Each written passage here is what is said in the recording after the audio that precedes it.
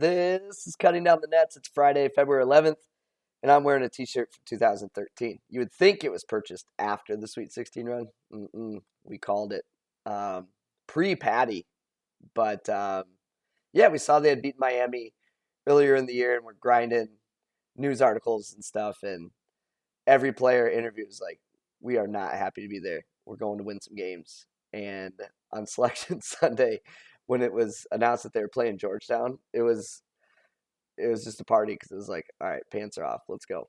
So did not think they'd keep winning, but thought that Georgetown game was juicy.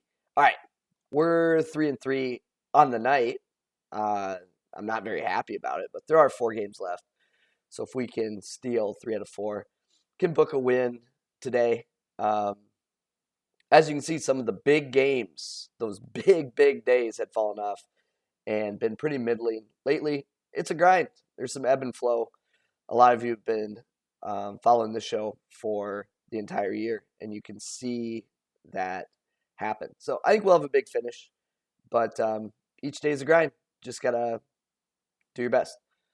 So that brings me to Friday's schedule. So I posted early today. I attached a sheet like mid-afternoon.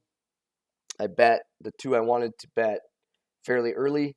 One out of necessity, and then one was like, hey, I could just be done with Friday at this point because Fridays I don't even like think about Friday games. It's all about the upcoming Saturday schedule. So UConn Xavier, Paddy has UConn as slight favorite. Situationally, it's a decent spot for Xavier, so that gives me pause. It's a free throw rate edge for Xavier. Other matchup pieces are fairly neutral. I think Fremantle got hurt last game, though, so that's something to watch. Look, shot quality's close, matchup's close, even Paddy's close. I'm just staying away from that one. This one's intriguing. Like Fresno's 88th in shot quality, Colorado State's 61st. Both defensives give up a lot of threes.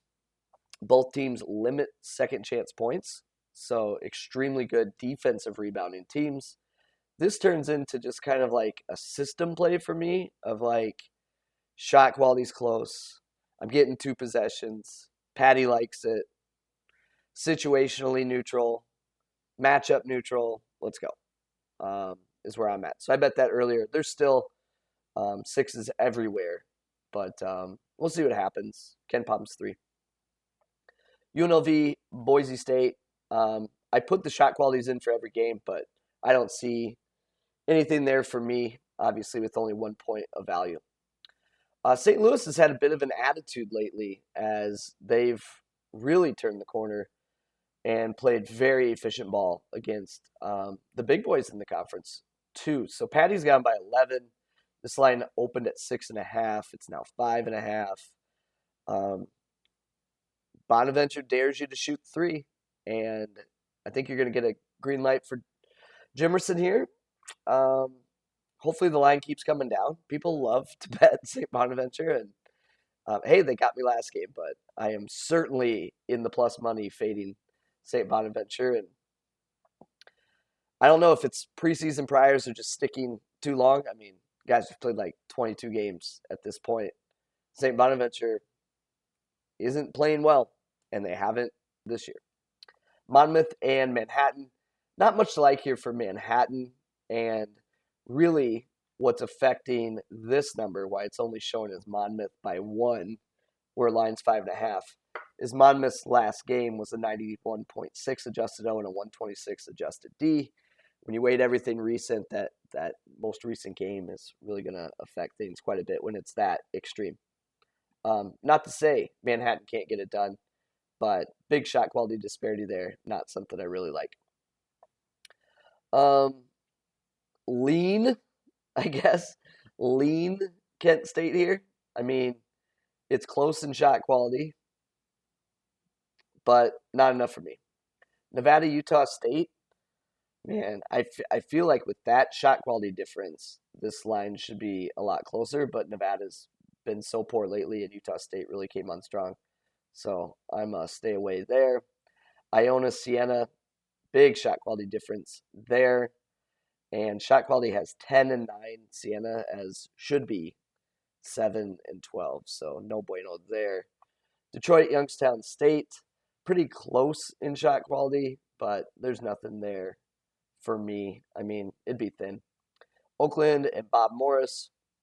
Oakland's been on a slide, and that's why this is even showing. But pretty significant shot quality edge to Oakland, and then matchup wise, like nothing looks good for Robert Morris. I think the line grows though. I mean, at some point you might consider it. I'm just gonna move on. And then this one, Paddy has Wright State by 13. The line was 7 when I bet it. It's now 8.5. I don't think it's going to stop because of how Milwaukee's played recently. It's so bad. So if it grew enough, I'd consider trying to middle it. But I like the number I got. I'm just going to move on. They're healthy too. Patrick Baldwin Jr. is playing. Doesn't matter. Vin Baker Jr., I think he played last game. If not, he's super close. And that team just looks checked out. It can change at any moment, but I'm playing the trend here. Not much on the remaining 2 games either. So I bet this afternoon I'll spend Friday night focusing on Saturday and not on any Friday games. But SLU is on my radar. Maybe a 5 I'd buy, but I don't like looking at a card that has 2 favorites by about 2 possessions and 1 dog. Just don't like the feeling of that.